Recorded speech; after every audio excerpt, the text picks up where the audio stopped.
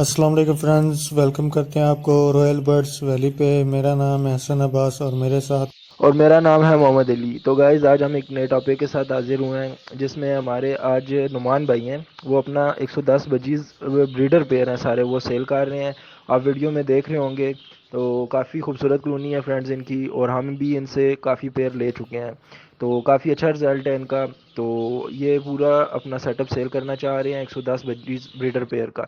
बाकी नुमान भाई का नंबर आपको स्क्रीन पे शो हो रहा होगा, डिस्क्रिप्शन में भी दे दिया जाएगा। तो जिस भाई ने भी पेयर लेने हो तो वो डायरेक्ट कांटेक्ट कर सकते हैं। नंबर आपको शो हो रहा होगा।